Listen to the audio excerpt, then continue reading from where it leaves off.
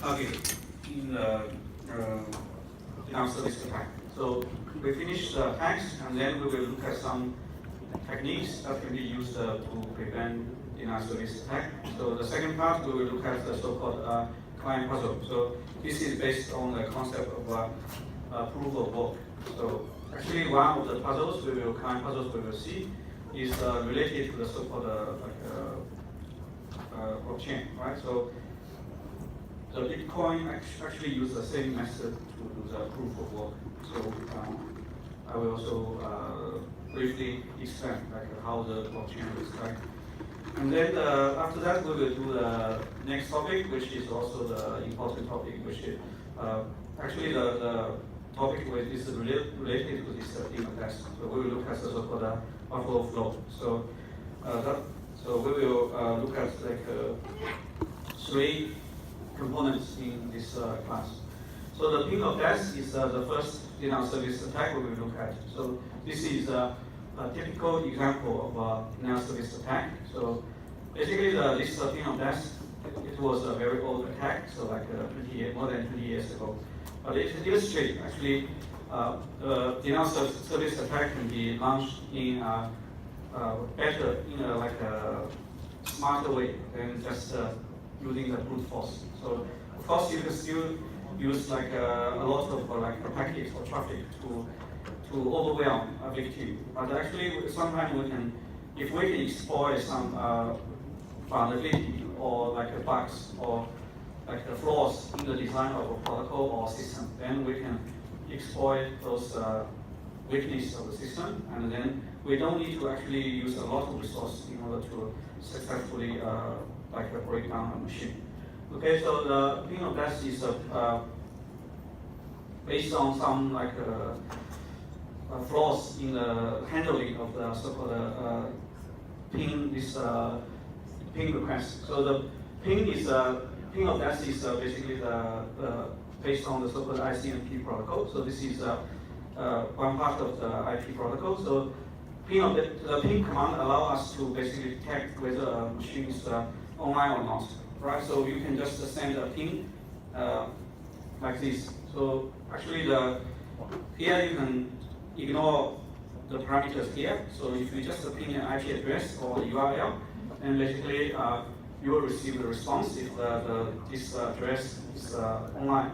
So if the address can be found on the internet, then you will receive the response.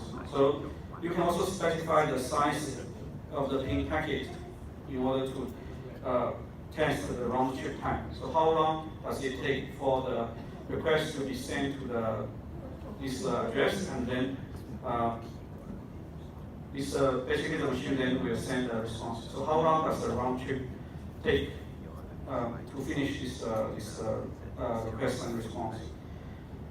All right, so this is a very simple a protocol. However, so actually this protocol later, so we will see even such a simple protocol, actually we can exploit some vulnerability inside the protocol, and then we can successfully crash a server. So even for such a very simple utility, we can use this kind of protocol to launch a denial service attack. So before we look at the details of attack, we first need to have some basic knowledge about TCP/IP. So I draw a picture there. So actually many of you may have studied 368. You should have a clear picture about TCP/IP, right?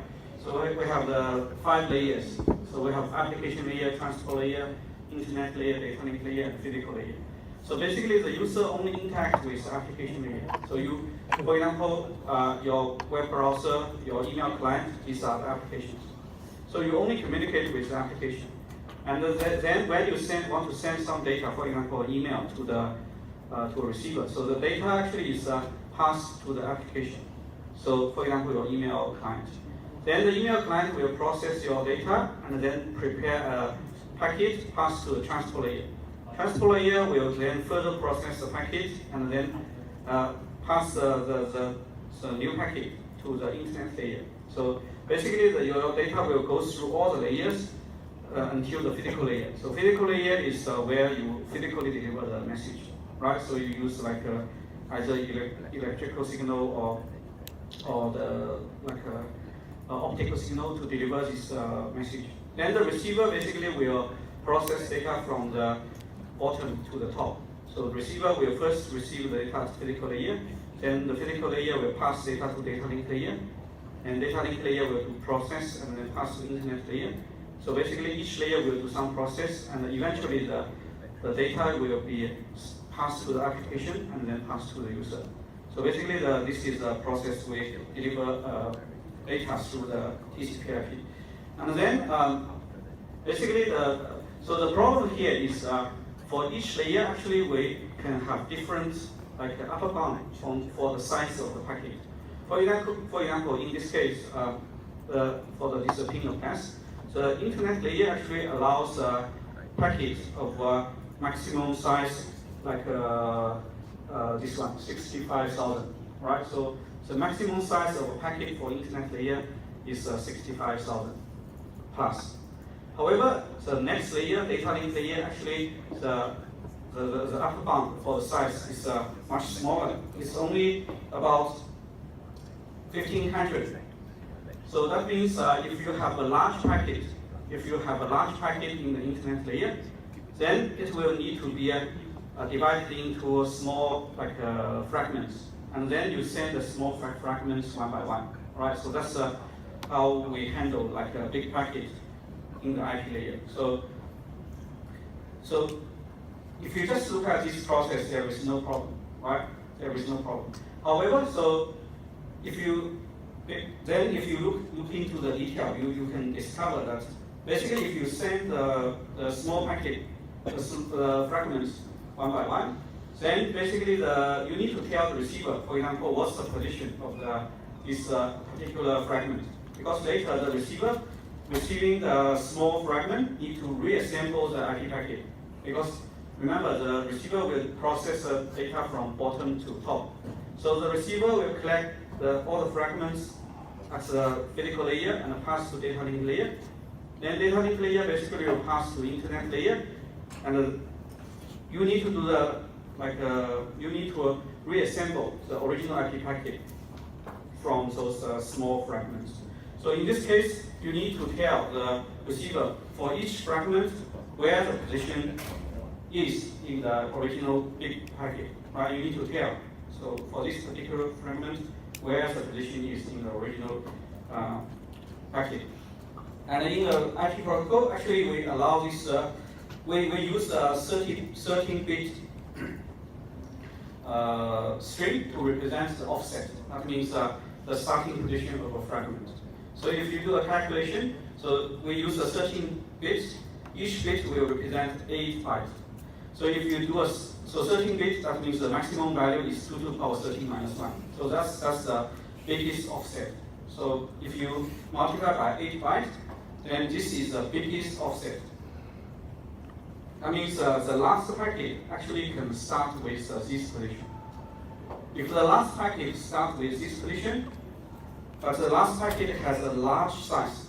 For example, because even though the fragment, the upper bound is small, but it's still 1,500. But if you say the last packet, now you have this position, and then the last packet, for example, you can have a few hundred bytes or even 1,000 bytes. In this case, when you reassemble all the packets, then the size actually will exceed the original, the upper bound for the IP packet.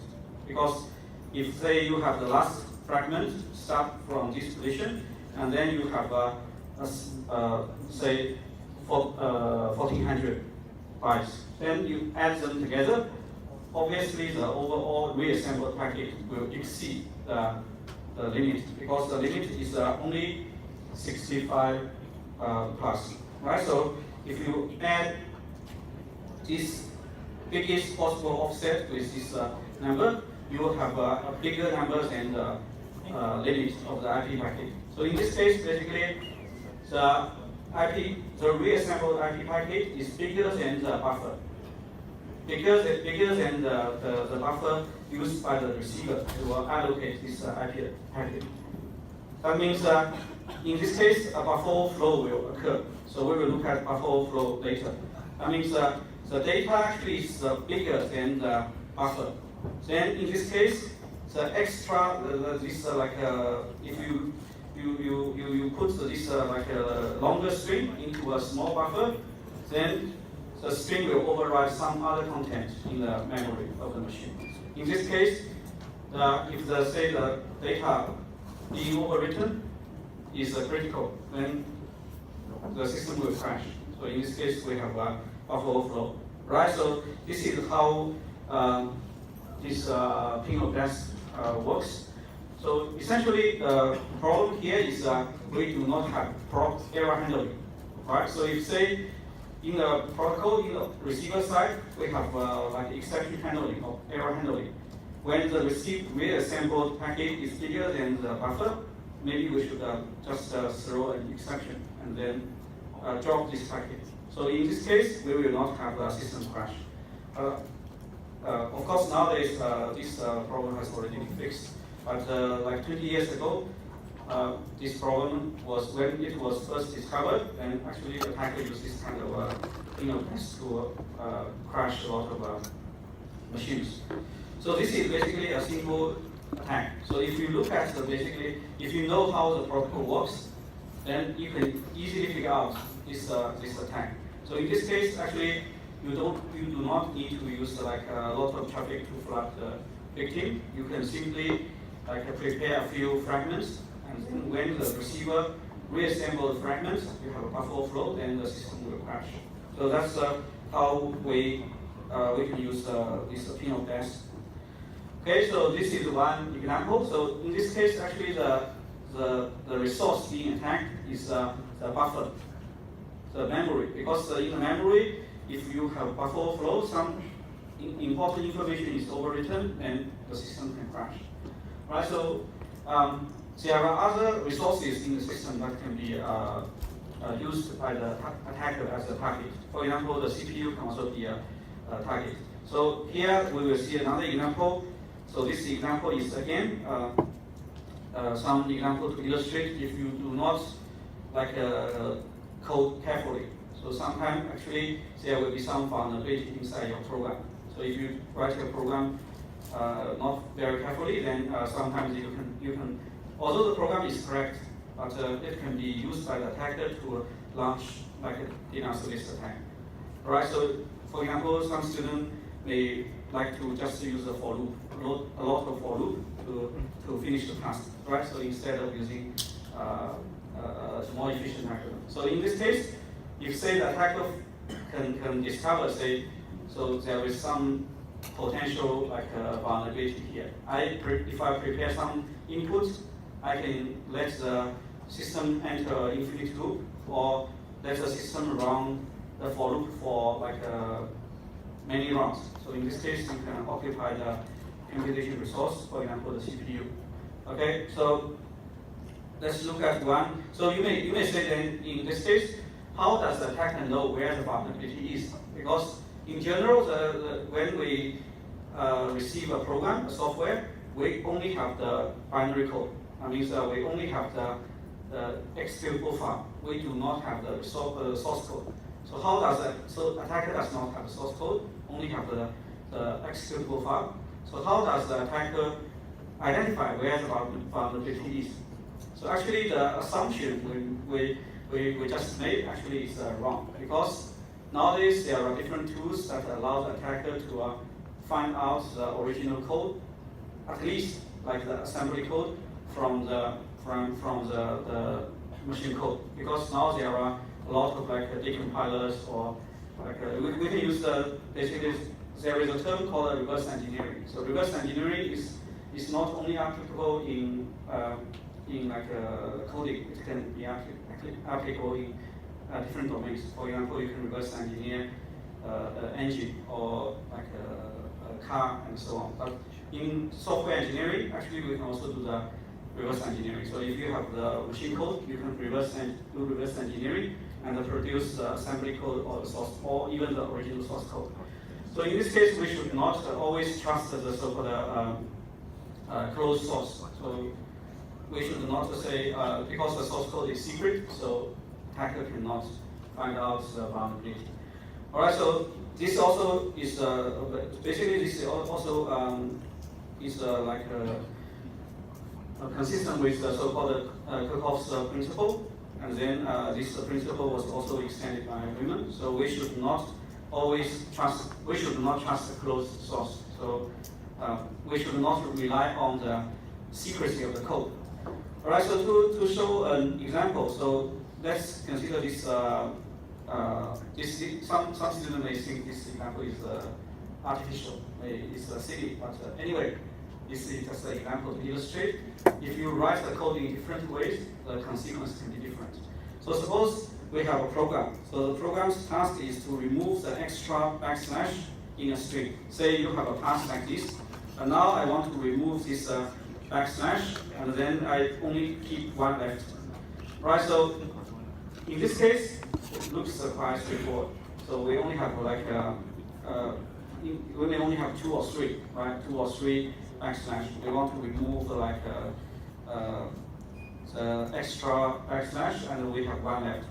However, so what happens, say, if we have 100,000 or even 1 million, right? So, as I said, this example may look a bit artificial, but anyway, it can illustrate the problem.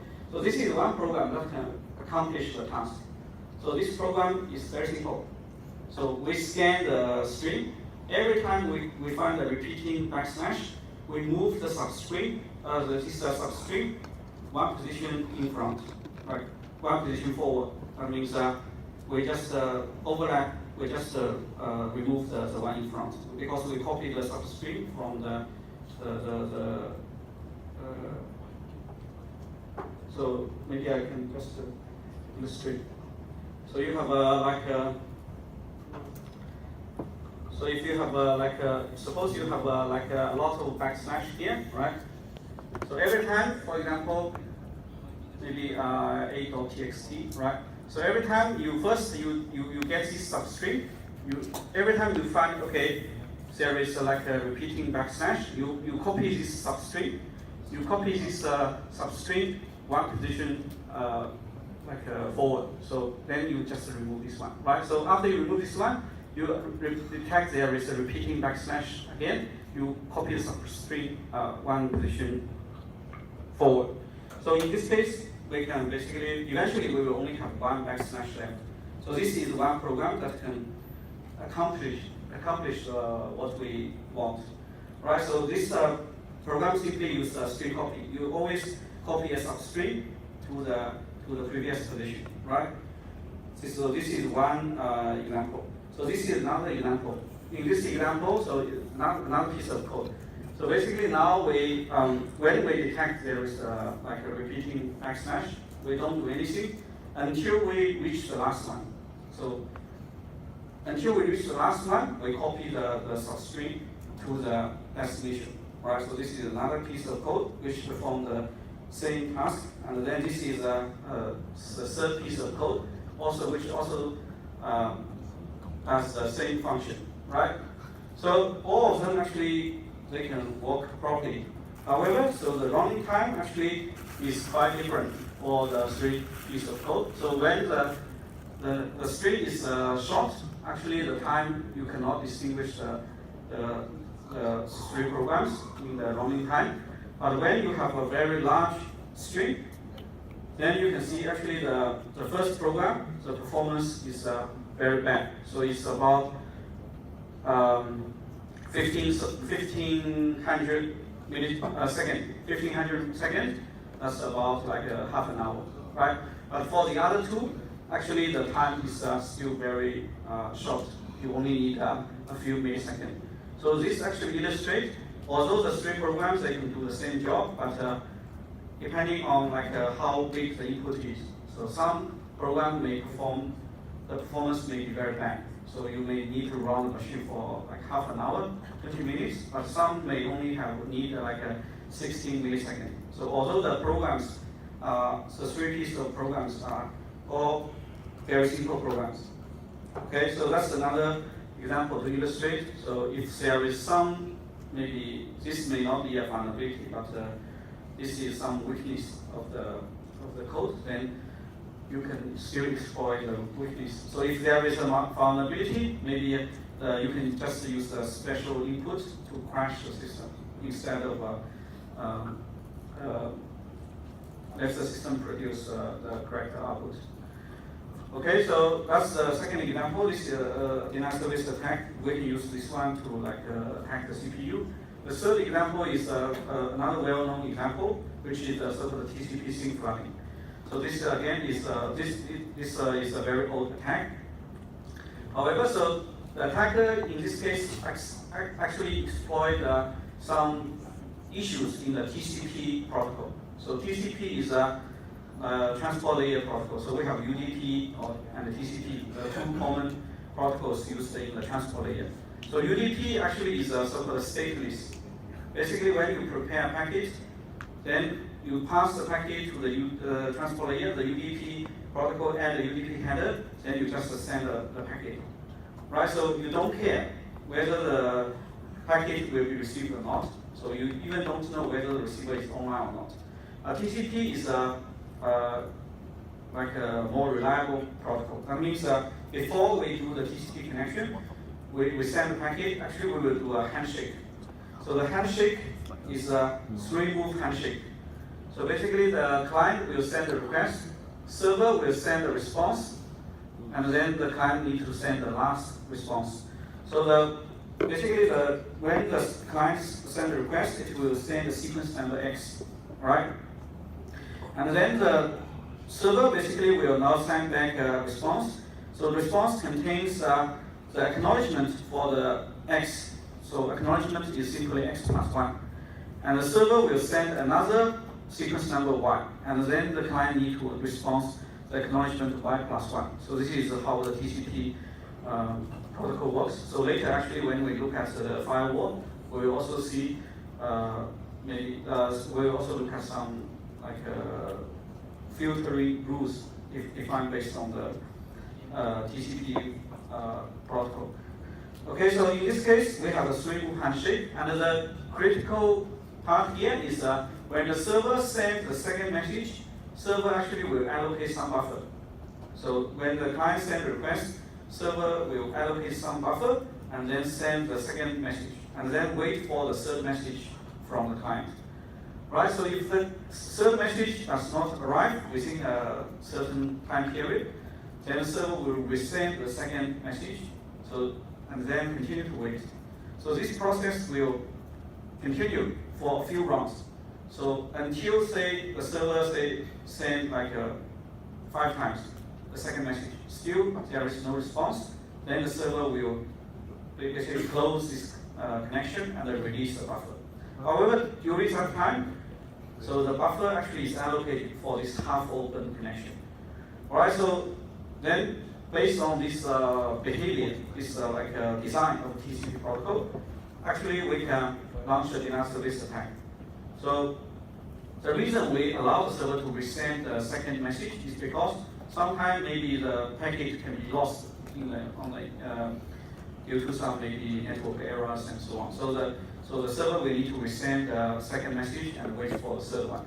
So if the attacker actually discovers this kind of behavior, then the attacker can simply send a lot of requests to the server during the time window. So each request will now occupy some buffer. So if you have sufficiently many requests, half-open requests, then basically the server will have need to allocate buffer for all those connections. Then eventually the buffer will be used up. That means all the available space in the buffer now basically becomes occupied. So in this case, then the server cannot accept any new request. So this is another attack against the TCP protocol, the network protocol. However, the resource the attacker actually target here is not the network bandwidth, it's the buffer or the memory space of the server. Right, so this is basically the TCP SYNC flooding. So one typical way to implement this attack actually is, so still we need to, the attacker still need to do some extra step to make this attack successful. So in particular, the attacker will spoof an IP address. So the way the attacker spoofs the IP address actually can determine how successful this attack can be. So of course, if the attacker simply uses its own IP address, then if it sends a lot of requests, then the server will discover so who the attacker is. So in this case, actually, attacker will use IP spoofing. That means the attacker will use some other address. And then one simple mechanism that can be used by attacker is to use random IP address. So that from the attacker's perspective, if we use a random address, there are some advantages by using random address. First of all, so because it's random, so the server cannot detect this is attack because the requests are from different IP address. So from the server's perspective, the requests are all from different IP address, so it cannot identify this as a potential attack. And the second advantage of using IP address from the attacker's perspective is because the IP address is randomly picked, so maybe actually this machine does not exist or is offline. So in this case, when the server tries to send the second message to this IP address, definitely the server will never receive any response because this machine does not exist on the internet. So the server will keep on waiting for this non-existing machine to send the response. So in this case, the attacker can simply randomly pick a different IP address and then send the request using IP spoofing. Server will try to contact those random IP address, but the server may not get any response. So in this case, we can basically fill the buffer of the server quickly by using a lot of random requests sent by the client, by the attacker. Right. So this is basically IP spoofing. Another example how IP spoofing can be used to assist another attack. So in the previous class, actually we looked at the Smurf attack, which also used IP spoofing to complete the attack. Right. So this is how TCP/IP flagging actually works. So how to prevent this kind of attack? So essentially, this kind of attack can be applied to any protocol which require handshake. Right. So if you study 368, you know many security protocols actually they require handshake, right?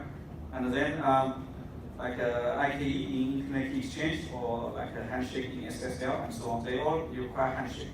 So in this case, actually this kind of attack can be applied to all of these protocols. So how to prevent this kind of attack? And that's the next question. So there are some straightforward approaches. For example, you can do you can shorten the timeout. For example, instead of sending the second message for 5 times, maybe I just send 2 times. Maybe I can shorten the time window. This is a straightforward approach. And then random dropping.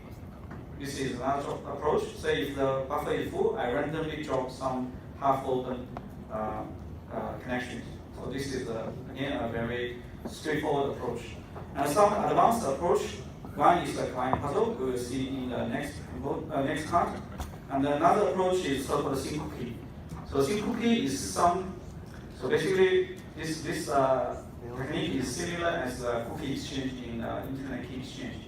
Right. So in IKE we also look at cookie exchange. So the idea is similar. So how does this sync cookie work? So essentially, sync cookie allows the server to establish connection without allocating buffer in the second step, right? So the idea is like this: when the server receives the request, server prepare this sequence number carefully because there is no requirement on the format of sequence number. So in general, you can just pick a random number. However, so now the server can carefully choose this sequence number. So basically, the sequence number now will be the content that should originally be written into the buffer. And now I don't write that content in the buffer. Instead, I put that content as a sequence number here. and then I send to the client. So client, if the client does not send the served response, doesn't matter because I don't allocate any buffer. If the client indeed finally send back this acknowledgement, then from this acknowledgement I can retrieve Y. Then I can basically reconstruct everything that should be put in the buffer. So that's basically the rough idea. Or the details are not as simple as what I said, but that's the rough idea. So you carefully prepare this Y so that later you can reconstruct the content in the buffer from the last message sent by the client, right? So one security issue in this approach is we need to make sure the server can verify the Y is the correct Y sent by itself in the second step. Right, so how to do that? Actually, we can use some crypto technique. For example, you can use the message authentication code or using a signature to produce a checksum, like a integrity check, like a authentication tag for this Y. So essentially, basically, in this case, you produce a Y, and then you produce like a verification tag. Later, when you receive the response, then you can verify this is the correct Y you send in the second step.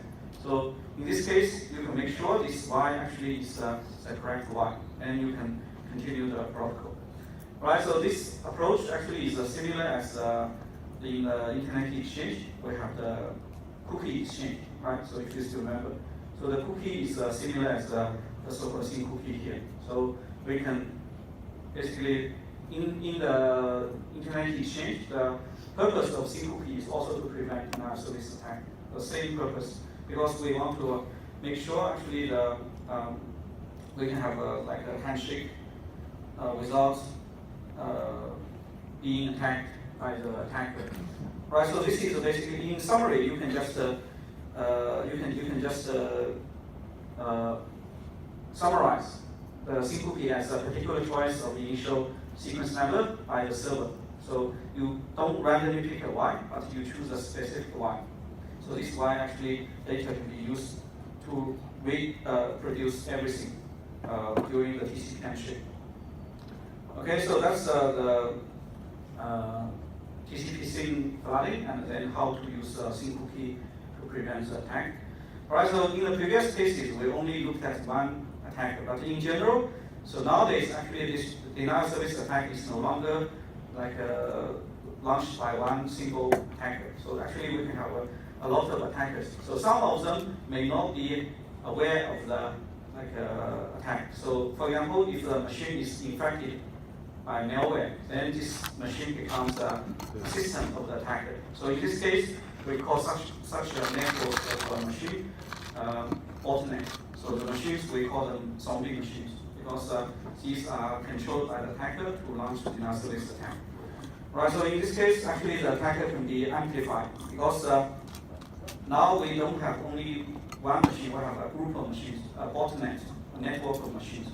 Then we can generate a large volume of data to overwhelm the victim. So these are some figures about how big the volume of data can be generated. Right, so like even in like 2011, 2012, you can have like a 60 gig per second. So I think recently the figure is even bigger. So if you look at the semantic security report, so you can find some figures about distributed denial of service attack. So this kind of attack can be launched against, for example, some public web servers. Because if you use a group of zombie machines, or say you have a group of attackers, they collude and try to attack this web server. So in this case, the web server cannot do the filtering, right? So if you have like a fixed source, or you have like say all the packets are from a particular subnetwork, like you have a fixed network prefix. So then the firewall actually can prevent this kind of attack. It's basically when such kind of packet arrives, so the firewall will check if the IP address or the prefix of IP address is from that network. I can simply drop this packet. However, so if you use zombie machines located in different positions or like different networks, then it's difficult for the like a firewall to determine whether this packet is a packet from attacker or this is a real connection request to the web server. So this kind of attack will be more difficult to prevent. All right. So basically, if you use a zombie, you use a botnet, use a group of zombie machines, then you can amplify your attack. So there are some other ways you can amplify your attack. So for example, in the like networks, there are some like public services, like public servers that can provide different services to different users. For example, you can do the like a DNS query, right? So DNS server is like one type of server that will do the translation between the like URL and the IP address. So they can do the translation. So in this case, actually, the attacker may use those machines, those servers as a system. So in this case, the server may not be infected, but the attacker can use this kind of server as a reflector. So basically, the attacker can send, again, using IP spoofing. So the attacker can prepare a request using the victim's address as a sender address, and then this reflector's address as the receiver address. You send request, then the reflector basically will send the response to the target. And then one particular feature of this kind of reflection attack is, so the attacker usually will choose some server which will produce large response for small like requests. So later we will see some examples. So for some servers, like even if you just send a small request, it will produce a very large response. So in this case, actually it can also amplify the attack because the attacker only need to send a small packet, but the target will receive a large packet, right? So this picture looks similar as in the TCP SYN flooding because so attacker sends something to this intermediary server, then this intermediary server will send the message to another machine. However, so the difference here is in the TCP SYN flooding, this server is the target, the victim. In this reflection attack, this server is an innocent machine. It's also a clean machine. There is no infection. However, so the attacker uses this machine just as a reflector. So it will reflect the attack to the target. And depending on like the server you query, actually sometimes the attacker may even be able to create a loop between the victim and the server. Right? So in this example, actually we use again the DNS server. So the attacker will spoof the IP address of the victim. So the sender address is actually the victim's address. And also the attacker actually carefully choose port number 7. So this port number 7 is the UDP echo request. Echo request is similar as ping. You send a request, the receiver will send an echo message back. So in this case, if you send this first message to the DNS server, this DNS server will send this is the DNS request. Response will be sent to victim. However, because this is port 7 is UDP echo for echo request for this UDP echo protocol, victim actually will echo back the message. Right. So in this case, you can create a loop between the victim and the server. Right. So then you may ask, how does the attacker know whether the victim actually this port 7 is open or closed? So in this case, actually, the attacker can do some sort of a port scanning. So you can if the victim's firewall is not like a well configured, then you may be able to do a port scanning to see, for example, inside a network, like what for each machine, what ports are open, which ports are closed. So you can do such kind of port scanning to find out Right, so in general, if we use combine all these techniques, we can amplify the attack. So attacker can first control like a group of zombie machines, and each zombie machine can send message, for example, to a group of reflectors. Then the reflectors will send response. Right, so in this case, we can amplify the attack to overwhelm the target. So this is how the distributed denial service attack can be launched. Right, so you can amplify the attack several times to make the attack even more powerful. Right, so DNS server actually is a popular choice because when you send a 60-byte request, it will generate a much larger response. And some other servers, for example, the game server, actually they also produce a large response for a small request. So all these kind of services can be used by the attacker. Right, so how to prevent denial of service? So the first approach is, of course, if you have a prop firewall, then the firewall sometimes can prevent the denial of service attack. So this is related to like access control because the firewall determines which packet can access the network, which packet cannot. So, for example, if you have this, you still remember this Smurf attack. Someone sent a packet to a broadcast address, a ping request to a broadcast address. So in this case, actually, if the request is from external network, the firewall can immediately drop this packet because it's a ping request to a broadcast address. Then basically, this firewall can directly drop this packet. So in this case, by restricting the access of the packet and to the machines in the network, we can prevent this kind of denial of service attack. So capture is another mechanism because if we use denial of service attack, like if you use a zombie machine or if you use like a reflector, these are all machines. So if these machines they send the packet to the target, to the victim, and if the victim has a capture system installed, that means the victim will, this target will let all these requesters, these machines to solve the capture. Then basically the attacks can be prevented because all the zombie machines and the reflectors, they are not human, so they cannot solve the capture challenge sent by the target.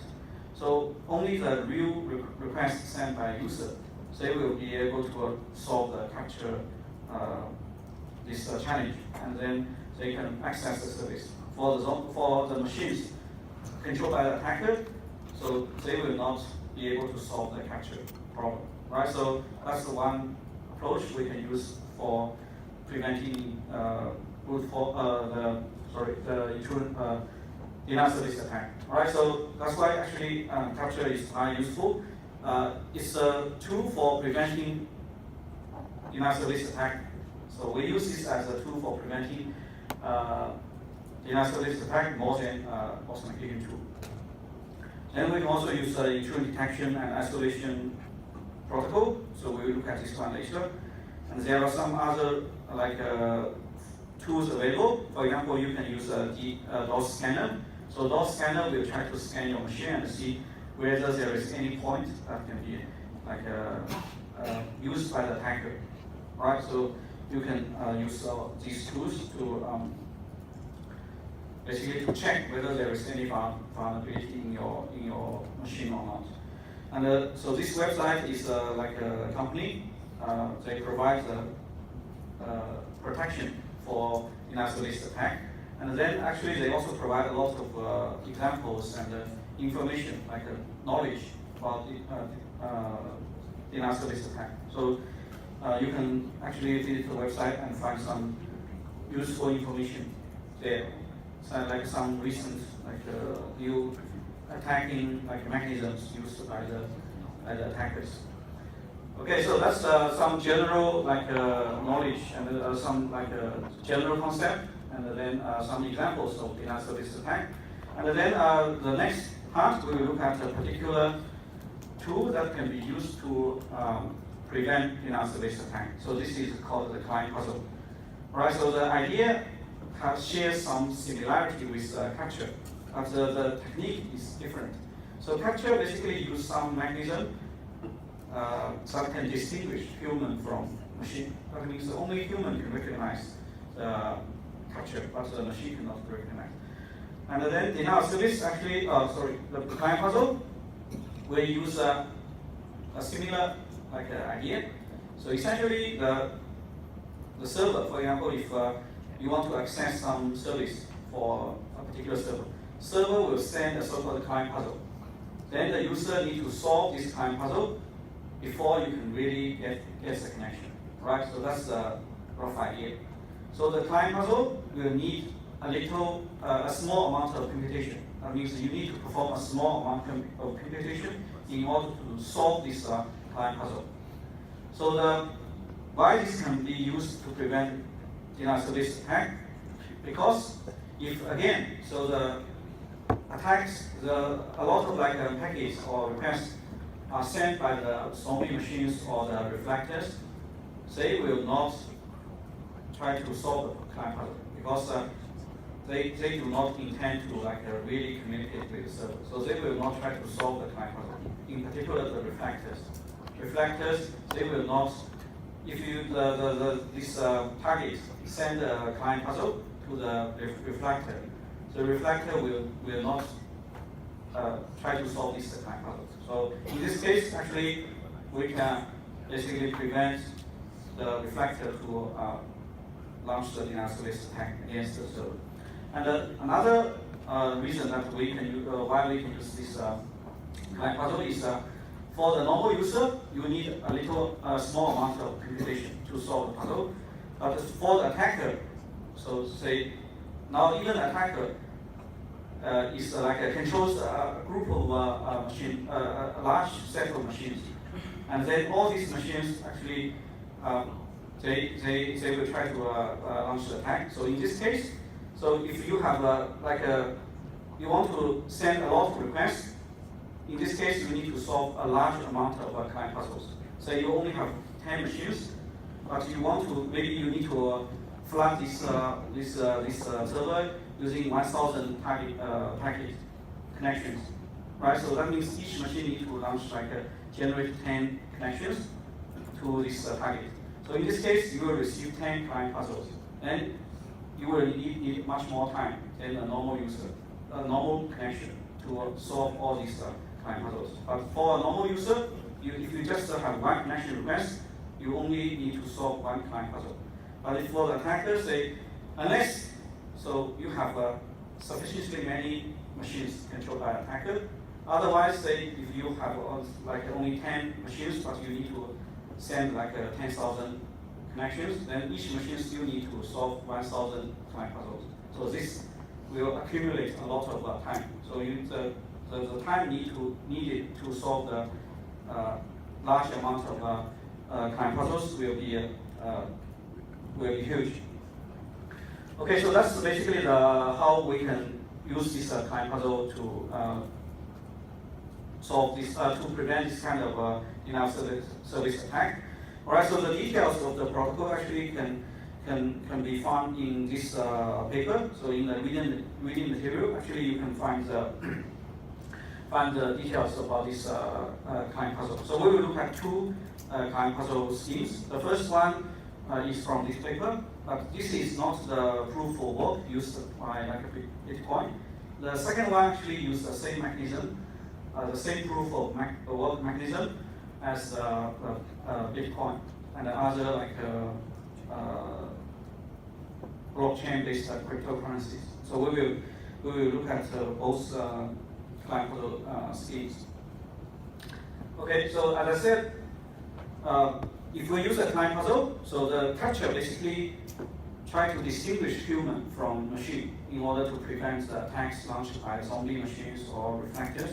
But client puzzle use a similar idea but different approach. So basically, we assume the zombie machines or the reflectors, they will not actively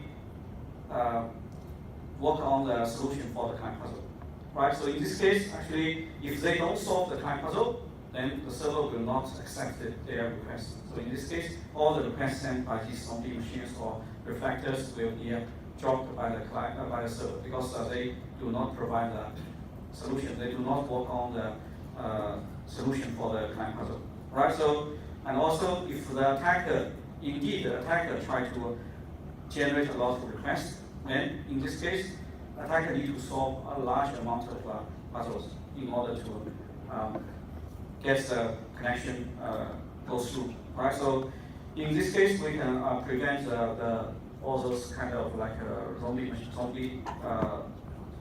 machines or reflectors from like flooding the target. However, so we need to make sure, so there is one requirement for the client puzzle. So we need to make sure when the server generates the client puzzle and verify the client puzzle, it must be very efficient.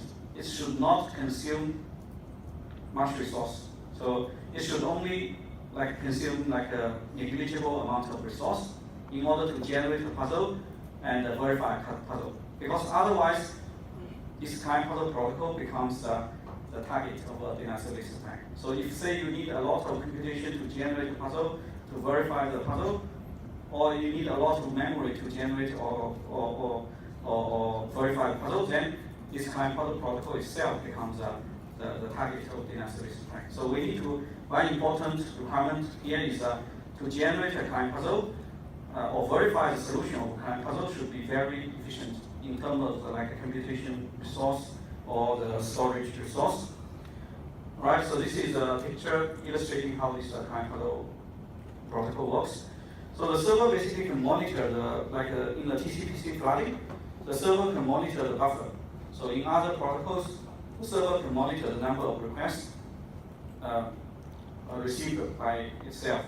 So let's say if the buffer is empty, or like there are not many requests, then in this case actually the server can simply accept all the requests. However, so when the buffer say is almost full, then in this case the server can enable this client puzzle protocol. Because if the server's buffer is almost full, that means there may be a potential denial service attack. So in this case, the server can enable this client puzzle protocol in order to detect whether the other this request is from like a zombie machine or reflector or attacker or a normal user. So if there is a normal user, then the user will try to solve the client puzzle. But if it's from like a zombie machine or a reflector, they will not try to solve the puzzle, the client puzzle. Right, so in order to implement this kind of protocol, actually, you may need to have some software installed on the client machine. So this should not be a big problem. For example, so you can simply install a plugin on the browser, or you install a plugin in the like email client, right? So similar as some other security plugins. For example, you can install like PGP in your email client to send like an encrypted email using PGP. So here, similarly, you can install like a client puzzle plugin in order to execute this protocol, right? So far we only consider the general idea. So basically, the server send one puzzle, and then the client need to work out the solution. However, so there are different ways to actually to implement this idea. So of course, the straightforward approach is you just prepare one puzzle, one big puzzle, maybe, right? So maybe it requires the client to use like some computation, maybe like say half a second to solve the client puzzle. So, right. So another approach actually in the paper they identify is you can use a set of small puzzles instead of a big one. All right. So the overall complexity may be the same. However, the security actually will be different. So if you say use a set of small like problems like client puzzles, so the overall complexity is similar as using like a big client puzzle, right? So, however, so if we look at the strength of the security, then actually we identify if we use a set of some puzzles, then the security will be better. Right, so then how to construct the client puzzle? We need to use some hard problem. So we basically can again apply some crypto tool to implement this client puzzle. So the crypto tool we use actually is a hash function. Same tool we use in password storage. All right, so how does this protocol work? So basically, the server will need to have some secret. So this is S is a secret only known by the server, and this secret should be large enough. So say you use like a 128-bit, that's a 16-byte secret, random secret. You don't use a password. You use a sufficiently long secret, like 128 should be sufficient nowadays. And then you also include some other data. For example, what is the request? So what is the type of request received? The timestamp when this request is received. So you can put all those information together with this secret, and then you do a hash. You hash this secret with this request data, and then you get this hash value x. After that, you hash again, you get this y. All right, so now basically what you need to give to the client to solve is some missing bits in x. So essentially you produce x and y from s and the request data, but you only give the this L minus k bits of x and the y to the client. So the client need to find out the missing k bits in front. Right, so we know the hash function is one way. So from y, the client cannot basically calculate the x directly, because this will violate the one-way property of the hash function. So hash function ensures that the client cannot directly compute x from y. Right? So also because this s is unknown to the client, this s is only known by the server. So the client cannot do the computation in this direction either. Right? So the client cannot do the hashing from the secret because the secret is unknown. So what the client can do is to do a brute force. So you try all the possible combinations of the k missing bits, and then until you can find one which produces a pre-image, the whole pre-image of y. So essentially, the difficulty or the work the client need to show, to prove to the server is to find the missing k bit in front of the x. So you give y and you give the L minus k bits of x. So the client need to find the missing k bits. And there is no other way for the client to find it, because actually hash function is one way, s is unknown. So the only way the client can do is to brute force all the possible k bits to find the solution, right?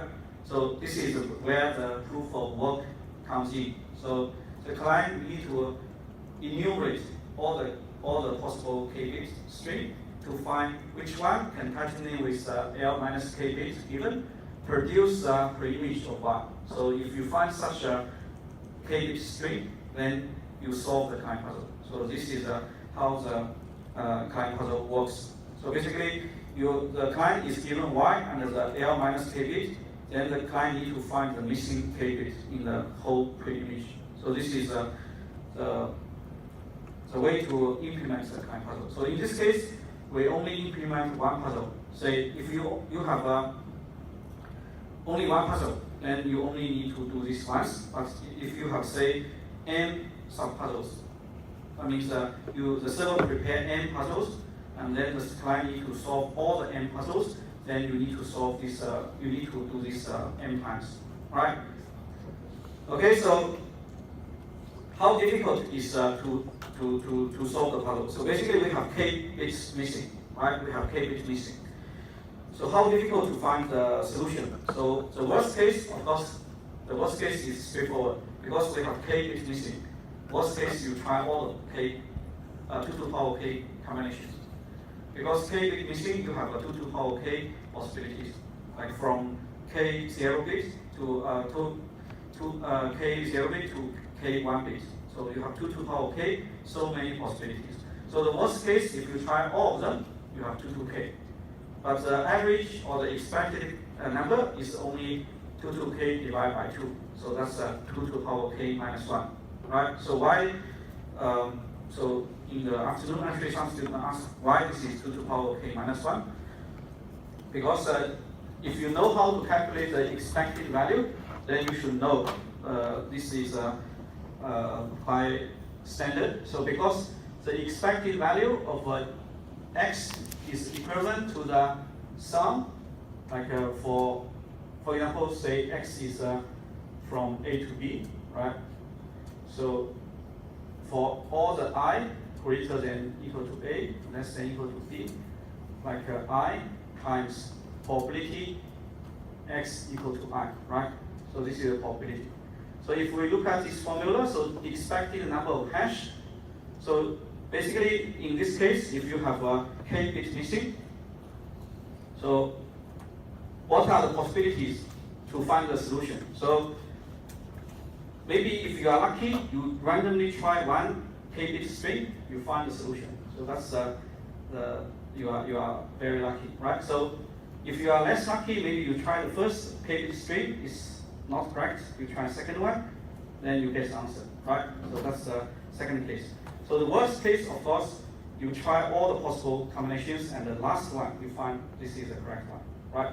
So for k bit string, so all the possible cases, you may try hash once, you may try hash twice, 3 times, until 2 to the power k times, right? So in this case, you are lucky. You try random, you try one like a k string, you get the answer. But the worst case, maybe you try the first one unsuccessful, you try second one unsuccessful, until you try the last one, you are successful. So this is the worst case, right? So these are all the possible cases. And each of them actually will have a probability 1 over 2 to k, right? So the probability is 1 over 2 to k.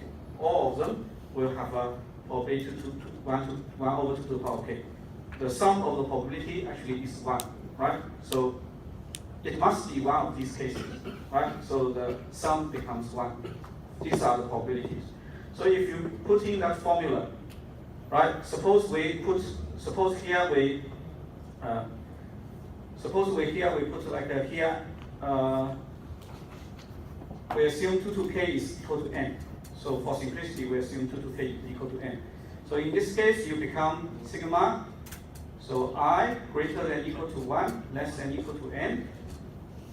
Then I times probability is 1 over n, right? Because probability here is 1 over n. So if you look at this one is quite straightforward, right? 1 plus 2 plus 3 plus n times n divided 1 divided by n, right? So because this part is common, you just do the sum for all the I. And this one is like secondary school mathematics, right?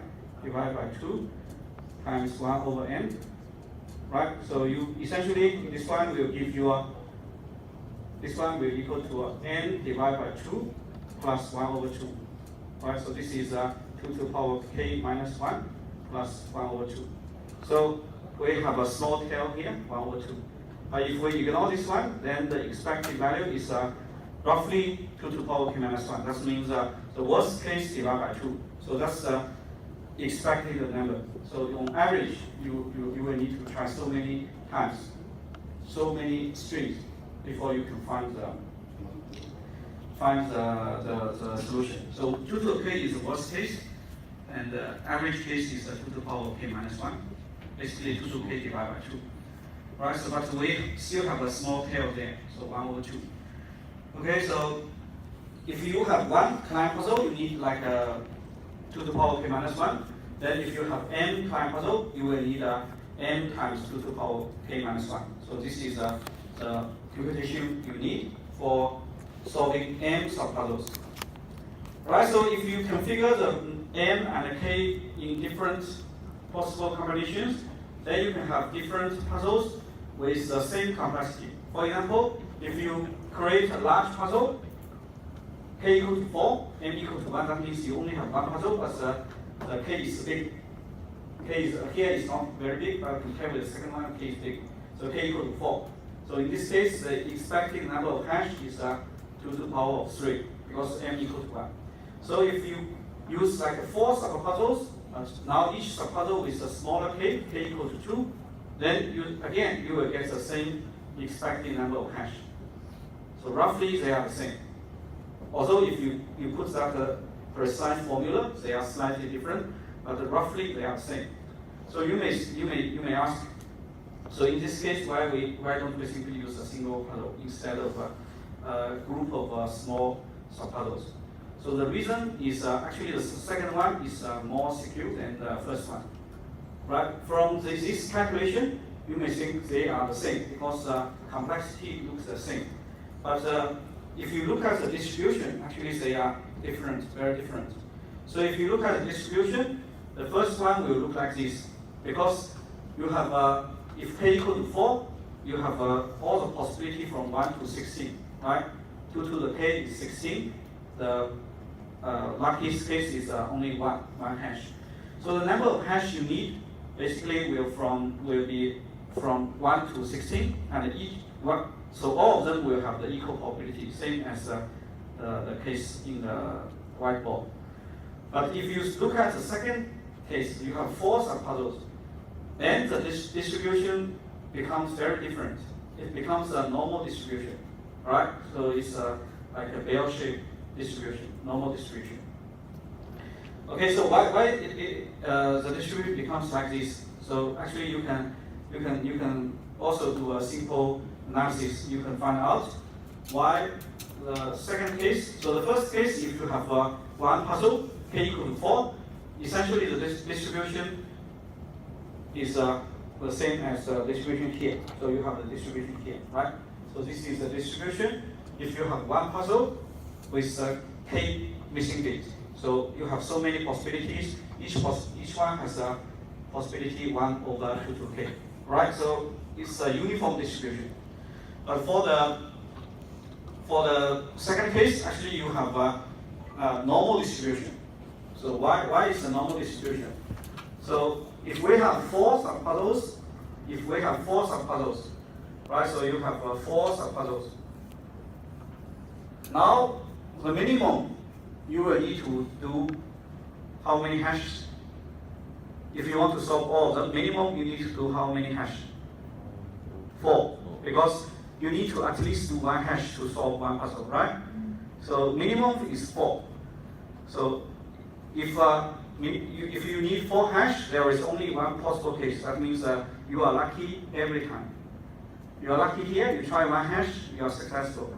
And the second one, you try 1 hash, you are successful. So third one, fourth one, every one, you try 1 hash, you are successful. You are lucky 4 times, right? So in this case, you need 4 hash. But if you are less lucky, you may need 5 hash. In this case, if you do 5 hash, there are different possibilities. So you may do 1 hash here, 1 hash here, 1 hash here, 2 hash here. You may do 1, 1, 2, 1. 1, 2, 1, 1, right? 2, 1, 1, 1. So all these cases will give you 5 hashes. So in this case, actually, there are 5 possibilities that you will need to do 5. There are 4 possibilities. You will need to do 5 hashes. So in this case, actually, you can see the possibility you need to do 5 hash is more than the possibility you only need to do 4 hash, right? So different from there. There, in the first case, so all the different case for all the number of possible hashes, you have the same possibility. Here, actually, the lucky for the lucky case actually is less likely than this less lucky scenario. Basically, the probability that you need to do 5 hash is 4 times the probability you only need to do 4 hash. Actually, this number will be even bigger if you do like 6 hash, 7 hash, and so on. So the biggest number of possibility appears when you have the expected value, the average value. So if you have the expected value here 10, then you have the biggest number of possibilities. And then this one will drop until you have the 16. 16, you have only, again, 1 case. That means you do 4 hash for every subpuzzle. That means you are unlucky for every subpuzzle. Every subpuzzle you do 4 hash, that's the worst case. Then in total you do 16 hashes. So there is also only 1 possibility. So you can see this is now becomes like a uniform distribution. And the maximum number of possible cases happens when you have the expected value here. Alright, so this shows why the distribution is like this. So now you can already have some rough idea why this one is better. Because, so suppose the attacker say just try 5 hashes. Then what's the chance the attacker can success in this case? It's 5 divided by 16, because if you try 5 hashes, the probability you can success will be including, like if you try 1, 2, 3, 4, 5, so if any cases you are successful, then you satisfy the condition. You only try at most 5 hashes, right? So if you try 5 hashes, the chance you can successful will be 5 divided by 16. Here, if you try 5 hashes, what's the chance you'll be successful? So it will be the area covered here divided by the whole area. So you can see the chance is very small, because we know for this is like a for if this is a probability like a function, then the cumulative probability, that means the total probability is corresponding to the area, right? So if you have the area here divided by the whole area, that's the probability of success for this case. So if you have 5 hashes, so basically the probability is only this area divided by the whole area, right? So this is much smaller than the first case. The first case, actually, if you try 5 hashes, the success probability is this area divided by whole area. Essentially, it's just a 5 divided by 16, right? So in this case, the second one actually is better than the first one. So that's why if you use a set of small subpuzzle, it's better than using a single, like a big client puzzle, right? So here I also highlight, so when we calculate expected hash for these 2 cases, I also include the tail, like 0.5. Because for this case, 2 to the power of k minus 1 plus 1 over 2 is 8.5. Here, each client puzzle is 2 to the power of k minus 1 is 2 to the power of 1 plus 1 over 2 is 2.5. And you have 4 puzzles, then you have a total of 10. 4 times 2.5. Alright, so these 2 values, they are still close. So it's not because second case you have 10, the first case you have 8.5. The second case is more secure. It's because of the distribution. Basically, you can look at this distribution. So with very high probability, because I said the probability is corresponding to the area compared with the whole area. So if you look at this graph, the most of the probability, the majority is near the center. That means for very high probability, you will need to do about 10 hashes, expected number of hashes in order to solve the client puzzle, because the majority of the cases is in the center, in the central area. So in this case, if you try only a few hashes, the probability you can pass is very low. But the first one, if you try a small number of hash, the probability can already be very high to pass the verification.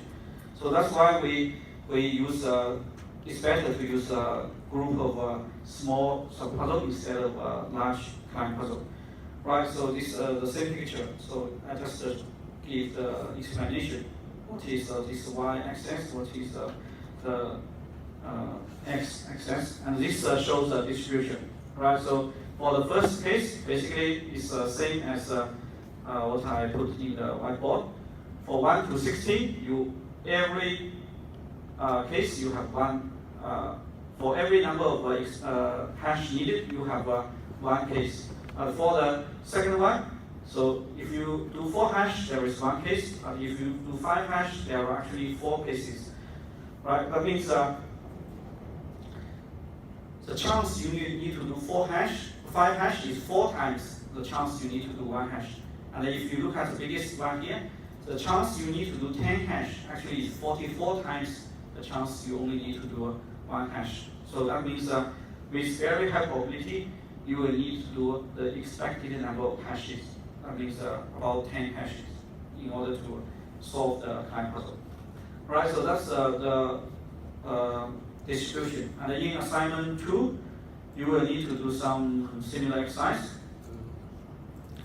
So assignment 2, you will need to solve, you need to show the distribution for 2 different cases. So the first case, you have one puzzle, only one puzzle, but with a large K. The second case, you have 8 puzzles, but with a smaller K.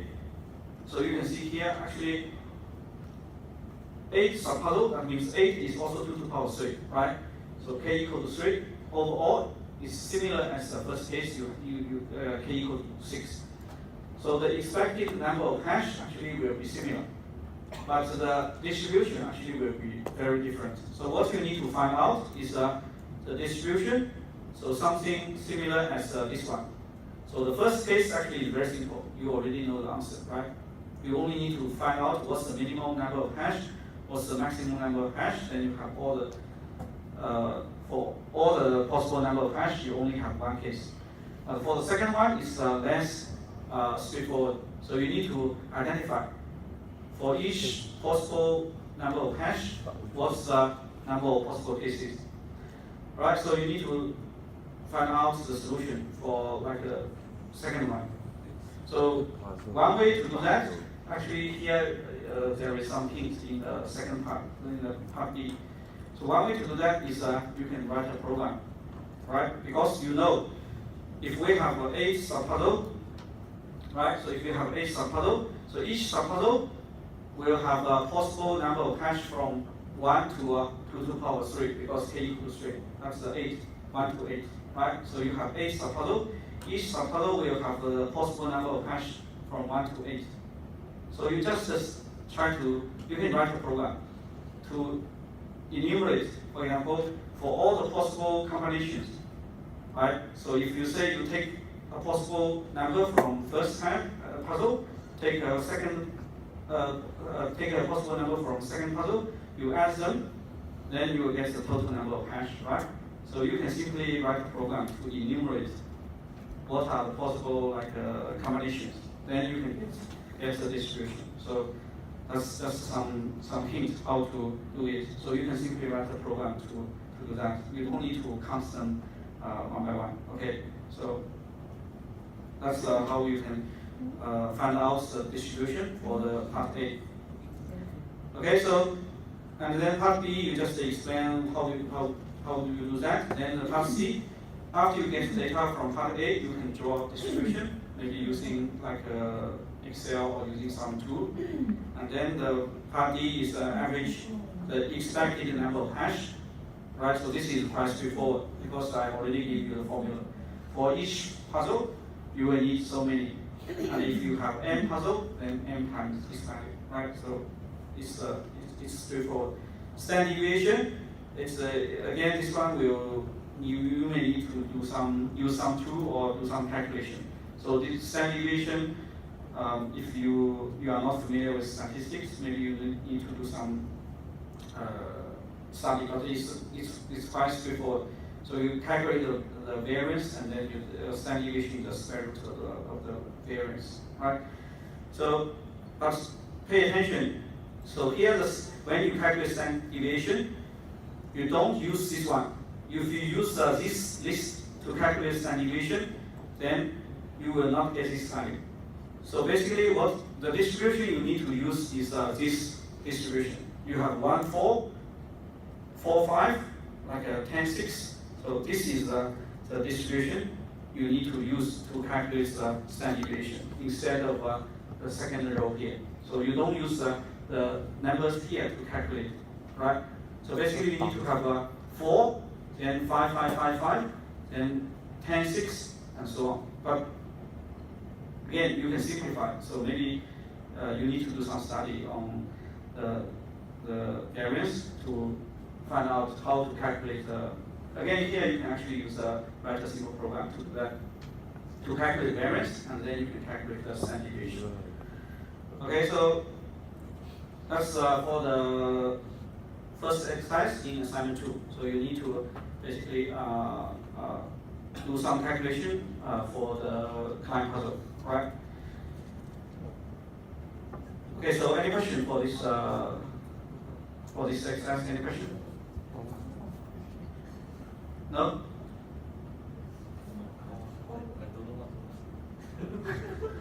Do you understand the question?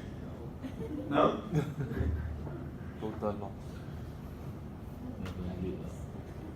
Okay, so first, do you understand what's going on here? You understand, right? So then this is a similar case. So in this case, you have k equal to 4 and 4 puzzle k equal to 2. Here is just a different number. So k equal to 6 and then 8 puzzle k equal to 3. So it's just a different question, but the process to calculate the values are the same as in the lecture notes. So at least I think for puzzle A, this one puzzle with k equal to 6. Yeah, so this is to calculate the expected value, right? Expected hash. But for the second case, it's also simple, right? You k change to 3, and then you have 6, or you have 8 puzzle. You 8 times this value, right? So I think for the first one, puzzle A, distribution is very easy. You have a uniform distribution, right? And then for this part, part B, the expected number, also simple. First case, puzzle A, you just replace k equal to by 6. Second case, you replace k by 3, but you need to time 8, right? So the more difficult part is to find out the answer for question A. So you need to find out what's the, so maybe let me ask you, what's the minimum number of hash you need for puzzle B? 8, because you have 8 subpuzzle, right? Right, so basically, I think I can give you some idea. So, for example, if we look at the, so if you look at the puzzle given in the lecture notes, so you have 4 subpuzzles and k equal to 2. That means the number of hash for this one is 1 to 4. The number of hash for this one is also 1 to 4. 1 to 4. 1 to 4. Right? That means if you choose one value from here, one value from here, one value from here, one value from here, you add them together, that's the total number of hash needed for 4 subpuzzles. Right? So you just calculate what are the all the, you just can enumerate all the possible combinations. So if you here have 1, 1, 1, 1, then that means that you have 4. So if you have 1, 1, 1, 2, then you have 5, right? So you can simply write a program. You can even simply using several for loop, then you can find out the solution. You get this idea? So actually you can use several for loop, because you can for loop from 1 to 4, for loop from 1 to 4. You can use the sum as the index. You can create an array, the sum as the index. Every time you have this index, you add the counter by 1. You get what I mean? So actually, it's not a difficult task to calculate. So if you can write a program, then every time you take one, you can use a for loop to go through all the possible, not just one for loop, maybe several for loop. And then you can use the index. You use the sum as the index. Every time you get this sum, the index, for that index in the array, you increase the value by 1. So then you can find out for each sum how many possible how many possible cases you have. So that's just some rough idea. You can calculate. But you may use other approach. So that's what I can think about a simple way to calculate. Okay, so maybe we have a break. We have a 10-minute break, then we will.